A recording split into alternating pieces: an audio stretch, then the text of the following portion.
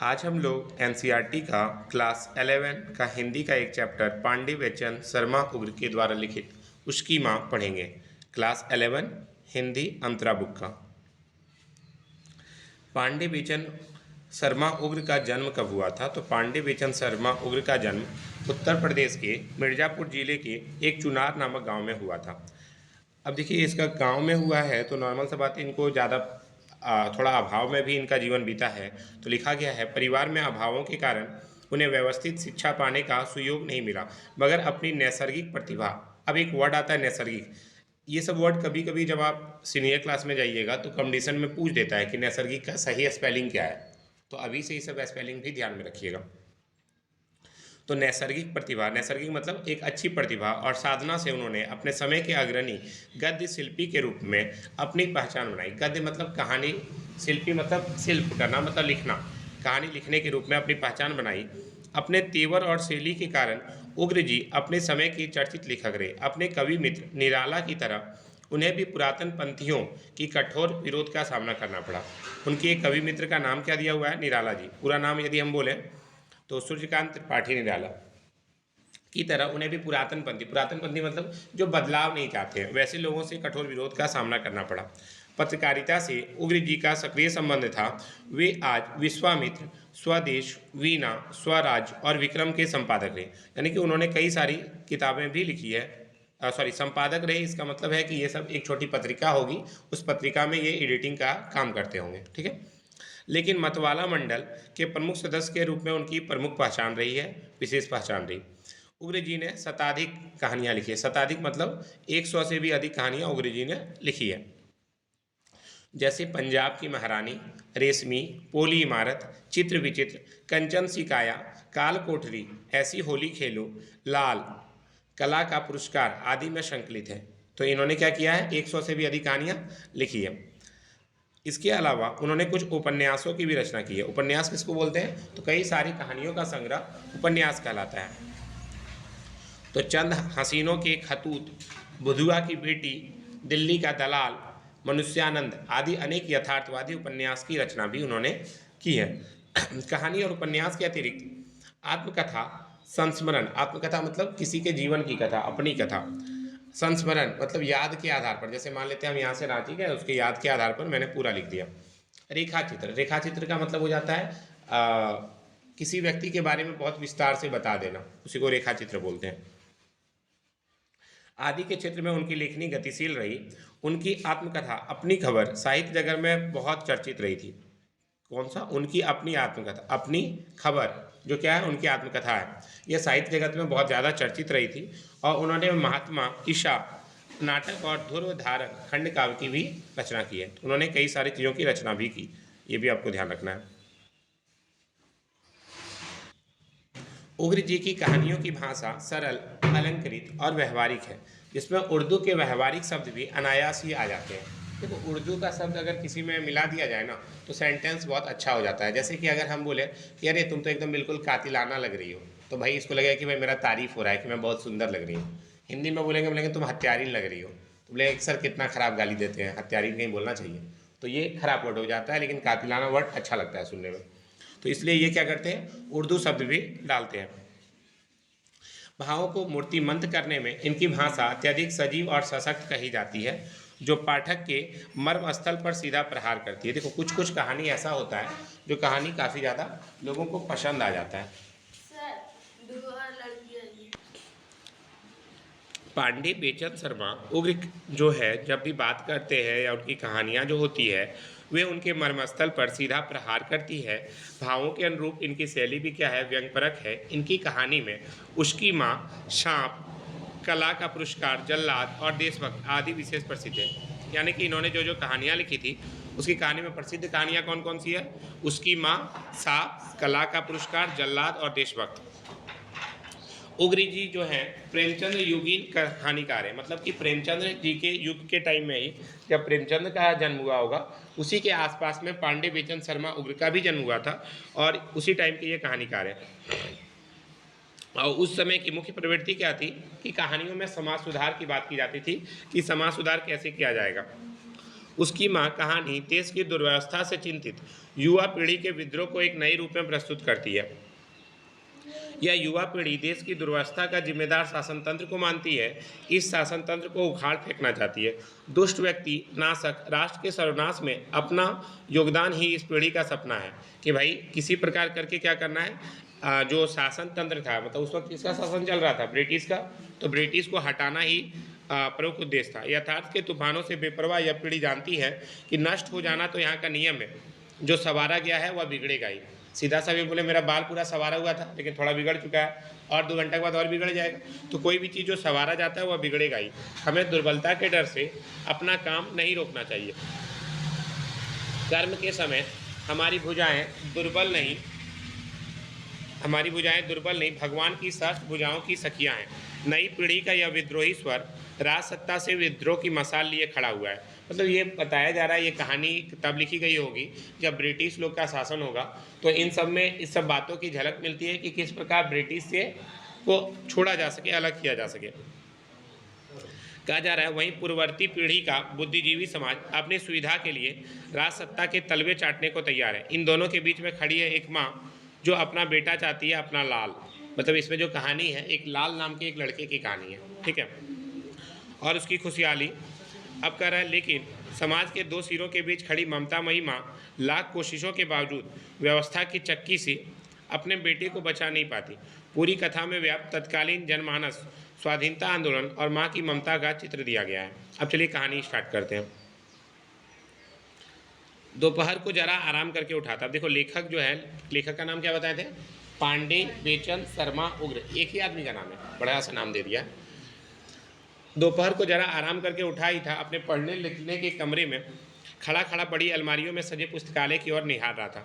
किसी महान लेखक की कोई कृति निकाल करके सोचे कि बैठ के पढ़ेंगे, तो अंदर में इसको बहुत सारा किताब नजर आ गया। तो अगर पूछा जाए कि कौन कौन से लेखक की कृति है इसके अलमारी में सजा हुआ, तो लेखक की कृति कौन कौन सा है, Goethe, Rousseau, Mazzini, Nietzsche, Shakespeare, Tolstoy, Hugo, Maupassant, Dickens, Spencer, Macaulay, Milton. मतलब बहुत सारे राइटर का किताब इसके यहाँ रखा हुआ है। नॉर्मल सा बात है, ये भी लेखक है तो किताब पढ़ने का तो बहुत ज़्यादा शौक होगा ही। ये सब क्या थे, बहुत महान थे। आखिर मैं किसके साथ चंद मिनट मन बहलाव करूं यह निश्चय नहीं हो सका। महानों के नाम ही पढ़ते पढ़ते मैं परेशान हो गया कि भैया इतना इतना किताब कौन किताब पढ़े। इतने में मोटर की पौ पौ सुनाई पड़ी। खिड़की से झांका तो सुरमई रंग की कोई फिएट कार दिखाई दी।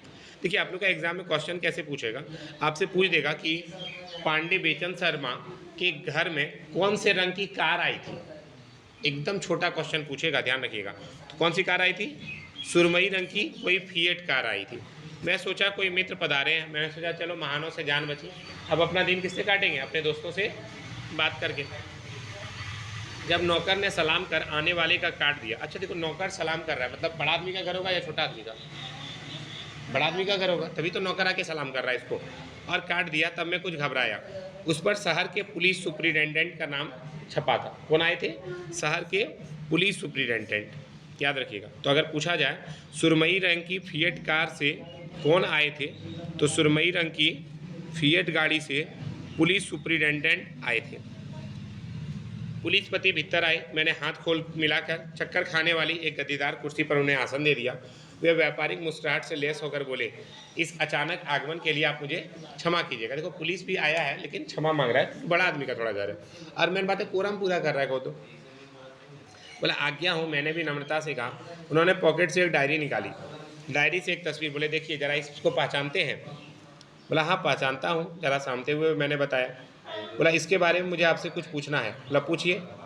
बोला इसका नाम क्या है, तो बोला लाल। अब देखो ये पूछने किससे आया, लाल के बारे में बात थोड़ा सा पूछने के लिए आया है। अब क्या कर रहा है, तो बोला कि इसका नाम क्या है, तो बोला लाल। मैं इसी नाम से बचपन से इसे पुकारता आ रहा हूँ, मगर यह पुकारने का नाम है या इसका रियल नाम है ये नहीं कर सकते, क्योंकि आप लोग भी जानते हैं किसी किसी का पुकारने का नाम कुछ और होता है और रियल नाम कुछ और होता है। तो बोला कहाँ रहता है, सुप्रिटेंडेंट ने मेरी ओर देखकर पूछा। बोला मेरे बंगले के ठीक सामने रहता है, एक 2 मंजिला कच्चा पक्का घर है, उसी में रहता है वह और उसकी बूढ़ी माँ। तो लाल किसके साथ रहता है, बूढ़ी माँ के साथ रहता है, ध्यान रखिएगा। लाल बूढ़ी माँ के साथ रहता है। चलिए हम लिख देते हैं।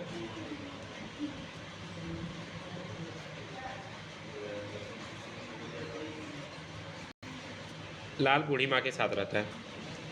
अब आता है, बोला बूढ़ी का नाम क्या है। अब क्वेश्चन पूछा जा रहा है कि उस बूढ़ी का नाम क्या है, तो बूढ़ी का नाम क्या है, जानकी है। और कोई नहीं क्या है इसके परिवार में, बोला कि नहीं, दोनों का पालन पोषण कौन करता है। 7-8 वर्ष हुए, लाल के पिता का देहांत हो गया था। किसका देहांत हो गया था? 7-8 साल पहले लाल का देहांत, लाल के पिताजी का देहांत हो गया था। और अब उस परिवार में वह और उसकी माता बचे हैं। उसके पिता जब तक जीवित रहा, बराबर मेरी जमींदारी का मुख्य मैनेजर रहा। मतलब लाल का जो पिताजी है वह इस पांडे बेचन शर्मा उग्र के यहाँ नौकरी करते थे। ठीक है, यहाँ पे लिख देते हैं लाल का पिता होना चाहिए। देखिए कुछ कुछ वर्ड आप अपने से ऐड कर लीजिएगा, जैसे हम इसमें लिख दे रहे हैं। हालांकि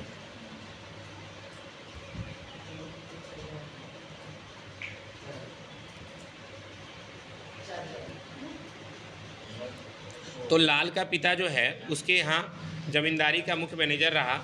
अब लाल के पिता का नाम क्या है, तो लाल के पिता का नाम रामनाथ था। लाल के पिता का नाम क्या था? रामनाथ। वही मेरे पास कुछ 1000 रुपये जमा कर दिया था और उसी से उनका खर्चा चल रहा है। तो वो कह रहे हैं कि लाल के पिताजी मेरे पास ही कुछ पैसा जमा कर दिए थे, उसी से उनका खर्चा चल रहा है।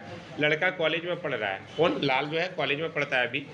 जानकी को आशा है 1-2 साल बाद कमाने और परिवार को संभालने लगेगा। मगर क्षमा कीजिए, क्या मैं पूछ सकता हूँ आप उसके बारे में इतनी पूछताछ क्यों कर रहे हैं? अब ये लोग बातचीत कर रहे हैं, तो कह रहा है कि ठीक है। बोला कि नहीं, कुछ तकलीफ़ की बात है। कि क्या बात है? लेकिन फिर भी हम तो 7 पुश्तों से सरकार के फरमादार हैं। मतलब ये कहा जा रहा है, जब ये लोग बोल रहा है कि इतना पूछताछ क्यों कर रहे हैं, किसने पूछा? पांडे शर्मा ने पूछा। तो बोला यह तो मैं आपको नहीं बता सकता, पर इतना समझ लीजिए कि यह सरकारी काम है, और नहीं तो हम आपको तकलीफ़ नहीं देते। कौन बोल रहे हैं? पुलिस सुप्रिटेंडेंट बोल रहे हैं। बोला जी हमको तकलीफ़ की क्या बात, हम तो 7 पुश्ते सरकार के फरमादार हैं। नॉर्मल सा बात है, सरकार से या पुलिस से कोई ऊंचा आवाज़ में बात करेगा क्या? बिना कारण का नहीं कर सकता है। बोला अच्छा एक बात और। पुलिस पति ने गंभीरतापूर्वक धीरे से कहा, मैं मित्रता से आपसे निवेदन करता हूँ, आप इस परिवार से ज़रा सावधान और दूर रहिए। अब कह रहा है इससे अधिक और कुछ नहीं करना। बोला लाल की माँ। अब एक दिन जानकी को बुलाकर मैंने समझाया। जानकी कौन है? लाल की माँ है। कि तुम्हारा लाल आजकल क्या पाजीपन करता है, तुम केवल उसे प्यार ही करती हो ना, बहुत भोगेगी, इतना प्यार नहीं करना चाहिए। क्या है बाबू? उसने कहा। लाल क्या करता है? बोला मैं तो उसे कोई भी बुरा काम करते नहीं देखी। बोला बिना किए ही सरकार उसके पीछे पड़ गई, पुलिस लोग, कुछ तो किया होगा गलत, तभी तो पुलिस पीछे पड़ा है। तो अब कह रहा हाँ लाल की माँ बड़ी धर्मात्मा, विवेकी और न्यायी सरकार है, जरूर तुम्हारा लाल कुछ करता होगा। माँ माँ पुकारता हुआ उसी समय लाल भी आ गया। लाल देखने में कैसा है? तो काफ़ी लंबा है, सुडौल है, सुंदर है और तेजस्वी है। माँ, उसने मुझे नमस्कार कर जानकी से कहा, तू यहाँ भाग आई है, चल तो मेरे कई सहपाठी आए हैं, उन्हें चटपट कुछ जलपान करा दे, फिर हम घूमने जाएंगे। अरे, जानकी के चेहरे पर झुर्रियाँ चमकने लगी, काँपने लगी उसे देखकर। तू आ गया लाल, चलती हूँ भैया, पर देख तो तेरे चाचा क्या शिकायत कर रहे हैं। तू क्या पाजीपन करता है बेटा? क्या है चाचा? उसने सविनय सुमधुर स्वर में मुझसे पूछा। क्या अपराध किया? तो बोला कि तुम बहुत बुरे होते जा रहे हो, सरकार के विरुद्ध षड्यंत्र करने वाले के साथ ही हो। ये देखो तब का बात है जब हम लोग क्या थे? गुलाम थे। और लाल जो था क्या था? एक क्रांतिकारी था। लाल क्या था? क्रांतिकारी था। तो क्रांतिकारी से तो पुलिस लोग तो नॉर्मल सा बात है, पुलिस किसका गुलाम थे? ब्रिटिश का गुलाम थी। तो ऐसी स्थिति में वो दिक्कत तो करेगी कि भैया जो क्रांतिकारी है उसको मारो पीटो, तो वही केस होने वाला था। तो कह रहा है तुम देखो लाल की माँ, इसके चेहरे का रंग उड़ गया, यह सोचकर कि यह खबर मुझे कैसे मिली। सचमुच एक बार उसका खिला हुआ रंग जरा मुरझा गया था मेरी बातों से। बोला आपने गलत सुना चाचा जी, मैं किसी षड्यंत्र में नहीं हूँ, मेरे विचार स्वतंत्र अवश्य हैं, लेकिन मैं थोड़ा सा उबल पड़ता हूँ। बोला ठीक है, लेकिन थोड़ा सा तुम पढ़ो, अपना परिवार का ध्यान रखो, क्या ये सब काम करते हो? तो वो बोलता है और इस तरह अगर करोगे तो हमको लगता है कि तुम जो है अपनी माँ को बेहाथ छोड़ दोगे, मतलब तुम्हारी माँ का ध्यान कौन रखेगा अगर तुम्हारे को कुछ हो गया तो वह बोला कि आप जो है मैं जो हूँ इस प्राधीनता की बात में चाचा जी, मैं और आप दो भिन्न सिरों पर हैं। आप जो है कट्टर राजभक्त हैं। आप क्या है, राजभक्त हैं, और मैं कट्टर राजविद्रोही हूँ। आप अपना पद नहीं छोड़ सकते। आप क्योंकि ऊंचे पद पर हैं, आप सरकार का कमाई खाते हैं, तो सरकार से बाहर तो जाइएगा नहीं, लेकिन हमको इस सरकार से कोई मतलब नहीं है। तो ये सब बात ये लोग बातचीत कर रहा होता है। तब लास्ट में ये जानकी बोलती है, अरे तू तो चाचा से लड़ने लगा, तू लड़, मैं जाती हूँ। यह कह करके वह चली जाती है और बोलती है, समझा दो बाबू, मैं बोलती हूँ तो कोई सुनता ही नहीं है। तो ये सब बात ये लोग कर रहे हैं। अब इसके चाचा इसको समझाते हैं, लेकिन ये समझता नहीं है। ये बोलता है, नहीं हम तो क्रांतिकारी करेंगे ही। अब इसके बाद क्या होता है, एक दिन मेरी धर्मपत्नी और लाल की माँ एक दिन बैठी हुई बातें कर रही थी। मैं पहुँच गया। क्यों लाल की माँ, लाल के साथ किसके लड़के आते हैं तुम्हारे घर? बोला कि क्या जानूँ बाबू, वो अभी मेरा अपना बेटा जैसा ही दिखता है, तो आते हैं तो हमको भी अच्छा लगता है, खिलाते पिलाते हैं, और कभी भी कुछ ख़राब वगैरह नहीं बोलते हैं। सब कोई अच्छा है। एक लड़का बहुत ही हंसोड़ है, खूब तगड़ा दिखता है, वह डंडा लड़ने में, दौड़ने में, घुसेबाजी में और छेड़खानी करने में भी ओहो बहुत फास्ट करता है। मतलब उसे के बारे में यह बता रही है। जानकी यह सब बात सुन कर के उस लड़के की बात सोचकर गदगद हो उठती है। लेकिन देखो ये सब बात ये लोग का चल ही रहा होता है, लेकिन ये उसको समझाता है, लेकिन ये भी ध्यान नहीं देती है। अब देखो होता क्या आगे। अब ज़मींदारी के कुछ ज़रूरी काम से मैं 4-5 दिन के लिए बाहर गया था। कितना दिन के लिए? 4-5 दिन के लिए बाहर गया था। बंगले पर घुसने के पूर्व लाल के दरवाजे पर नज़र पड़ी तो भयानक सन्नाटा नजर आया, जैसे घर उदास हो रोता हूँ। भीतर आने पर मैंने धर्मपत्नी मेरे सामने उदास मुख लिए खड़ी हो गई। बोला, तुमने सुना? बोला, नहीं तो। लाल की माँ पर भयानक विपत्ति टूट पड़ी है। मैं सारा बात समझ गया। क्या हुआ होगा? लाल को पुलिस गिरफ्तार करके ले गई होगी। बोला, वही हुआ जिसका भय था। कल पुलिस की एक पलटन ने लाल के घर को घेर लिया था। अब 12 घंटे की तलाशी हुई। लाल, उसके 12-15 साथी सभी पकड़ लिए गए। सबके घरों से भयानक भयानक चीज़ें निकली। भयानक चीज़ें मतलब 2 गो पिस्तौल, बहुत सारे कारतूस और पत्र पाए गए। और उन पर क्या चीज़ का आरोप लगा है? हत्या का, षड्यंत्र का, सरकारी राज उलटने का, ये सब का अपराध लगा है। मैंने ठंडी सांस ली। मैं तो महीनों से चिल्ला रहा था कि वह लौंडा धोखा दे देगा। अब बुढ़िया बेचारी मरी। बोला, तलाशी के बाद तुम्हारे पास आई थी? बोला, जानकी मेरे पास कहाँ आई, बुलवाने पर भी कल नकार गई।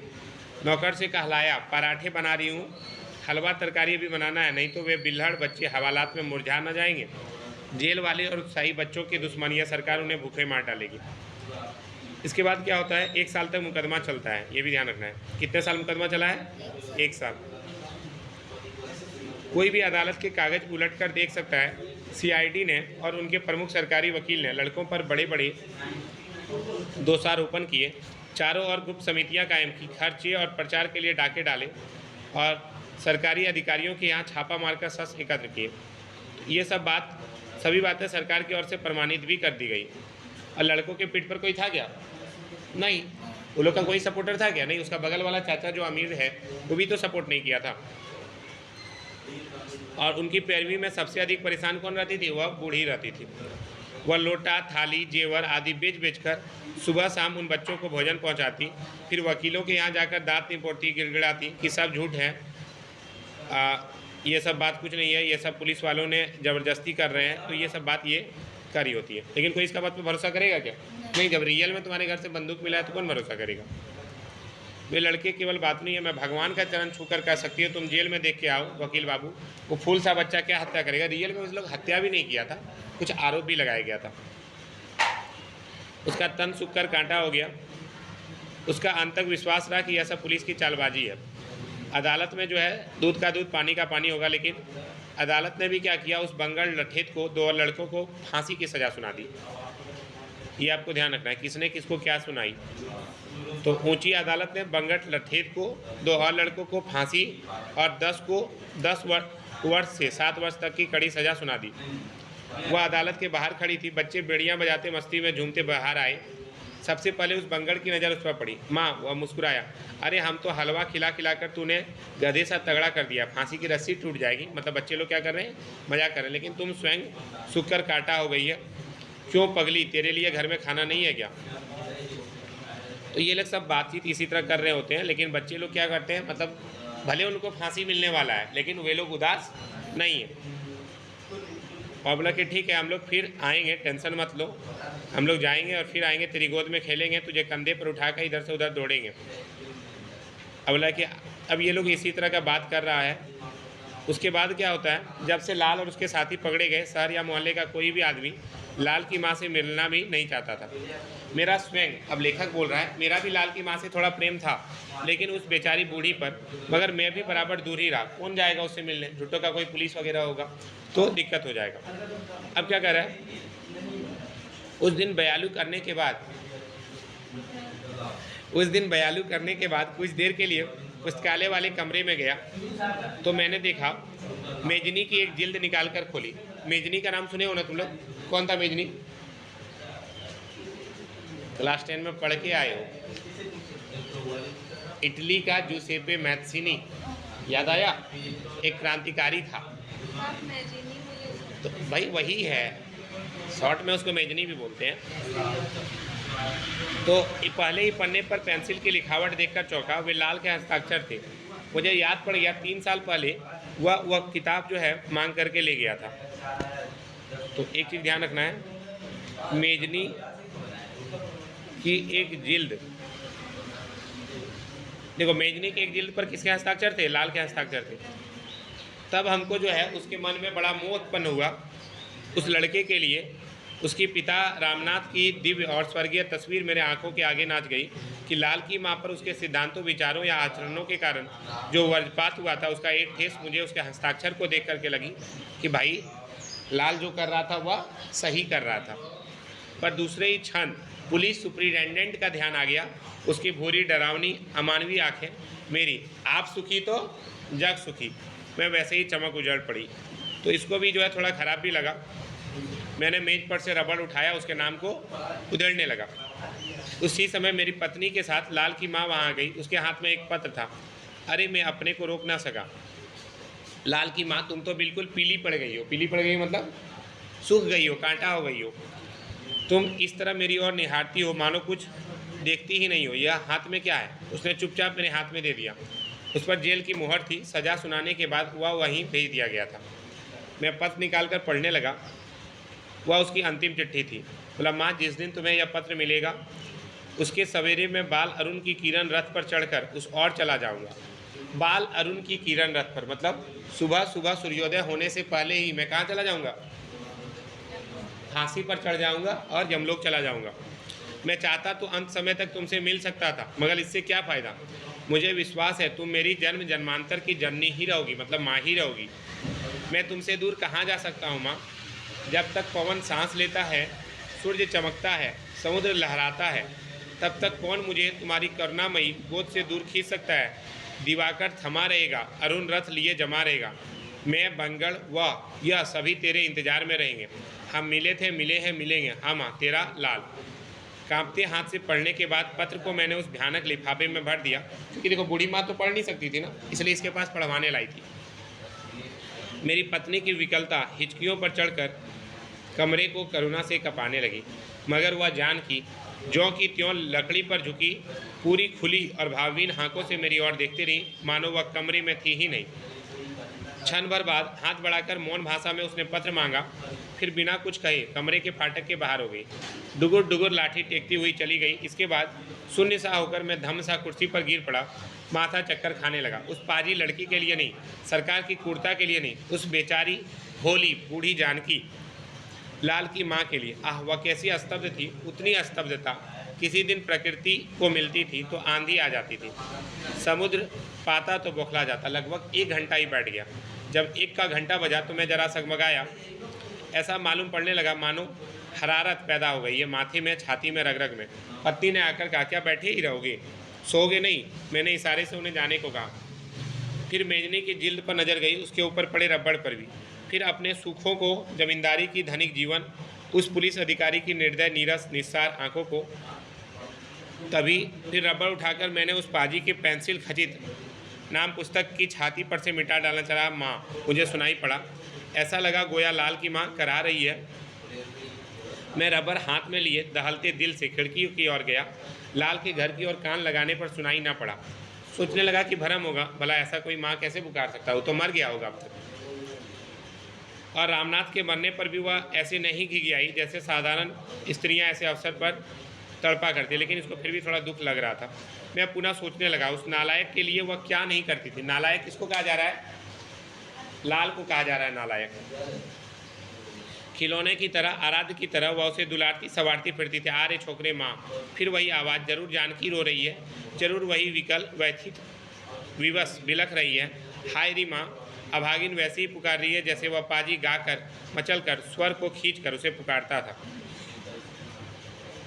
आगे है आपका, अंधेरा धूमिल हो गया, फीका हो गया, उषा पीली हुई लाल हुई, रवि रथ लेकर क्षितिज से उस छोर पर आकर पवित्र मन से खड़ा हो गया। मुझे लाल के पत्र की याद आ गई। माँ, मानो लाल पुकार रहा था। मेरी छाती धक धक करने लगी। मैंने नौकर को पुकार कर कहा, देखो तो लाल की माँ क्या कर रही है।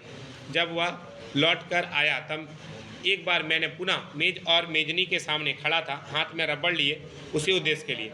उसने घबराए स्वर में कहा, हुजूर, उनकी तो अजीब हालत है, घर में ताला पड़ा हुआ है, वे दरवाजे पर पांव पसारे, हाथ में कोई चिट्ठी लिए, मुंह खोल मरी बैठी है, मतलब मर गई है। ये ध्यान रखिएगा कि लाल की माँ कैसी मरी है। तो घर में ताला मार के, दरवाजा पर पांव पसार के, हाथ में चिट्ठी लिए, मुंह खोल करके मरी बैठी है। हाँ सरकार, विश्वास मानिए, वे मर गई है, सांस बंद है और आंखें जो है उसकी खुली हुई है। तो आप सोच सकते हैं कि इसमें बताया जा रहा है कि वह कितना ज़्यादा अपने लाल से प्यार करती थी कि उसके लिए फिर वह क्या होता है, मर जाती है। कहानी आपका यहीं पे ख़त्म हो जाता है।